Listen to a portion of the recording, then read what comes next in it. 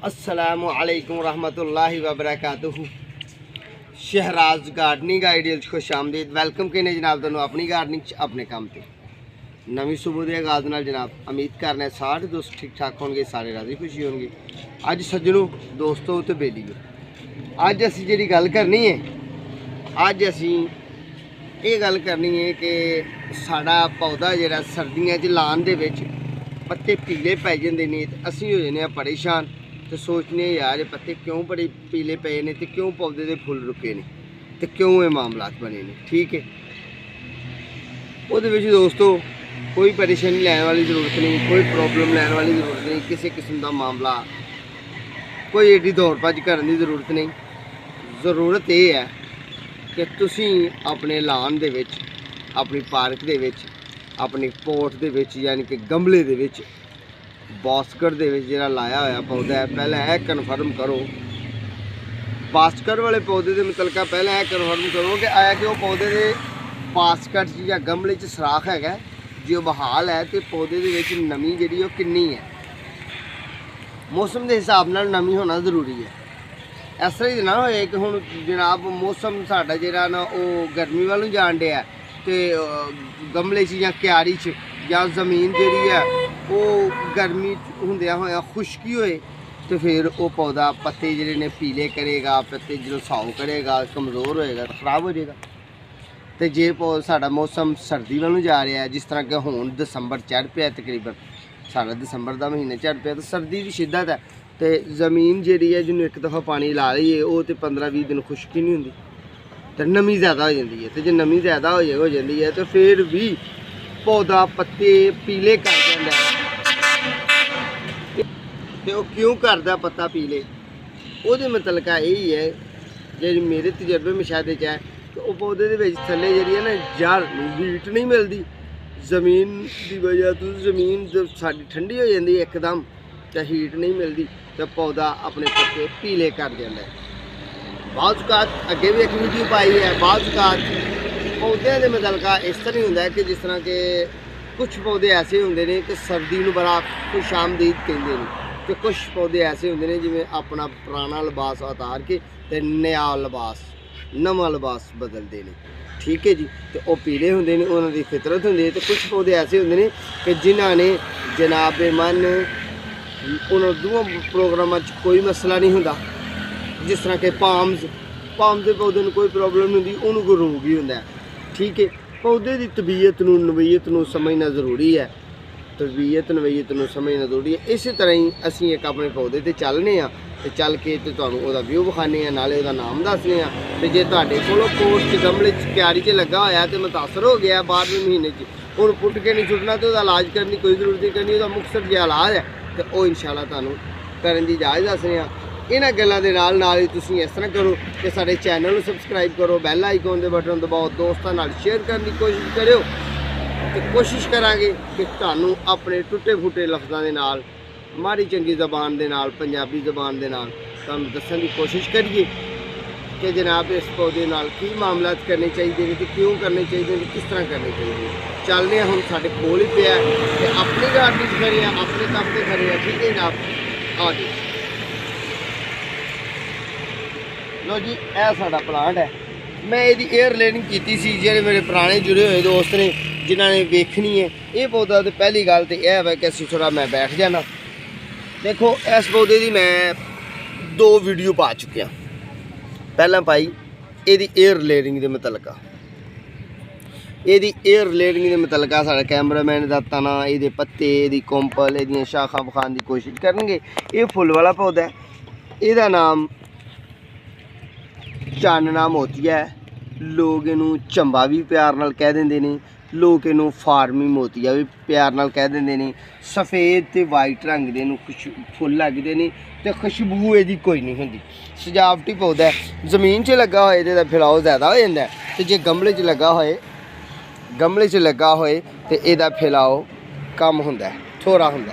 ठीक है जी, क्यों कि गमले च खुराक घट है। हुण देखो साढ़े पौधे नूं किन्नी क पीलापन आया, किन्ना क पीलापन इस पौधे में साढ़े आया।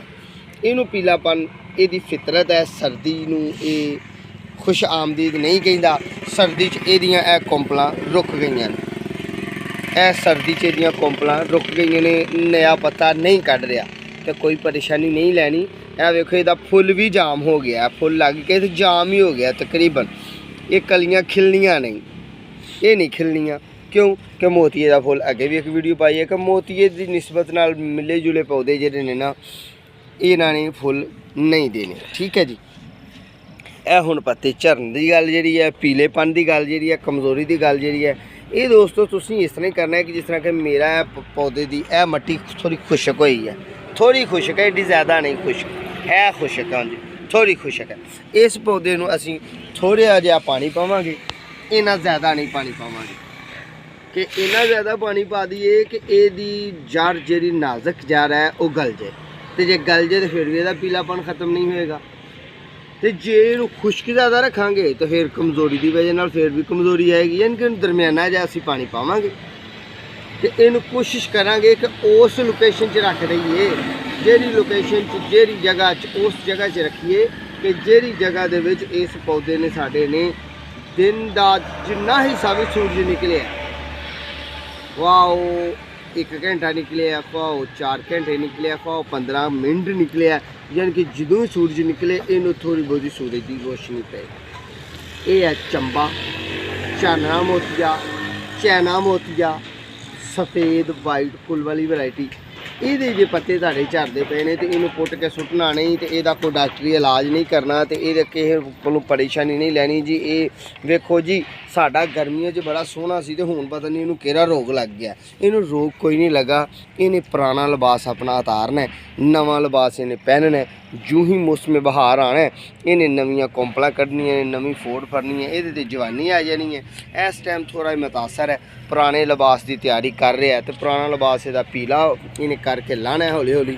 तो तुसीं एक होर तुहाडे वास्ते आइडिया, एक होर टिप्स है कि जिस तरह के ये पत्ते पीले होए ने कि घर में असीं सोचने जा रहे थे तो पत्ते पीले हो गए ने, तो सानू तो मौलवी साहब ने चैनल वाले ने कहा जी यूट्यूब पर कि जी यदी परेशानी नहीं लैनी, तो सोहना नहीं लगता तो पत्ते फड़ के खिंच दईए, ला दईए। नहीं नहीं, ये खुद ब खुद अपने पत्ते उतारे, कोई प्लांट नहीं है वो पत्ते फड़ के उतारी देने। हाँ जो पौधे कांट छांट वाले पौधे होंगे ने, जिन्दियां बोनसाइयां बनानियां ने, असां कटिंग करनी है, उन्होंने पौधे असीं कैंची नाल कट लईए, उन्होंने फितरत होर है। जिहड़े पौधों के लिबास तुसीं देखदे हो कि लिबास बदल रहे हैं, चेंज कर रहे हैं, नवे लिबास की तैयारी कर रहे हैं, उन्होंने यानी कि पत्ते तुसीं फड़ के खिंच के नहीं उतारने, क्यों कि उन्होंने मजीद कमज़ोरी आ जाती है। जिहड़ा आप अज खुद पौधा पत्ता पीला करके ते उतार देना, उस पौधे के मामला होर होने, तो जिहदे खिंच के उतारने उन्होंने कमी हो जाती है, कमज़ोर हो जाता पौधा। ठीक है जी। लो सज्जनों दोस्तों, अज असीं तुहानूं चंबे के पौधे के मुतलका, चंबेली के पौधे के मुतलका, जनाब चानने मोतिये के पौधे के मुतलका, यानी कि एक ही पौधे तकरीबन 3 नाम। ठीक है, वीडियो पा के दी अच्छी जी, प्यारी जी, खूबसूरत जी कि इनू पीलापन जी आया तो परेशानी नहीं लैनी। तो यह एहतियात ख्याल यही है कि कोशिश करना है कि अपने पोट नूं धुप च रखना है, तो जे छाँव वाली जगह किते लग गया तो कोशिश करनी है कि यदी नमी उन्नी क बहाल रहे, तरवतर ज़मीन रहे, यानी कि बहुता खुश्क भी ना होए तो बहुता ये तर भी ना होए, दरम्याना जिहा कम होए। तो जूं ही मौसम बहार आएगा इनू तकरीबन 70 तो 75 दिन तक कमज़ोरी आनी है। कमज़ोरी के बाद इंशाल्लाह अल्लाह ने चाहा गोडी शोडी तुसी करो, गोडी करो, ये दूसरे पौधे तरह हिफाजत करो, जरा हिफाजत के मामला में हिफाजत जी करना जी जरूरी है। तो इंशाल्लाह मौसम बहार की नवियां कोंपलां कढ़ेगा, तो मौसम बहार की नवियां कोंपलां कढ़ देना, नाल ही फुल आएंगे। तो फिर बहार तो लैके ना फरवरी तो लैके फरवरी, मार्च, अप्रैल, मई, जून, जुलाई, अगस्त और फिर अगला सितंबर, यानी कि 10वें महीने 9वें 10वें महीने तक फुल देगा, ग्रीन बहाल रखेगा। तो उम्मीद करना सज्जनों वीडियो दोस्तों तुहानूं ये साडी वीडियो अच्छी लगी होनी है। साडे चैनल सबसक्राइब करना है, बैल आइकॉन के बटन दबाना है, दोस्तों नाल शेयर करना है, अगली वीडियो का इंतज़ार करना है, तो सानूं दुआवां च याद रखना है। अल्लाह पाक तुहाडा हामी नासर। उन्नी देर तक फिर अगली वीडियो लैके इंशाल्लाह तुहाडी खिदमत च हाज़र होवांगे। अपने मेज़बानों दो इजाज़त, अल्लाह हाफ़िज़।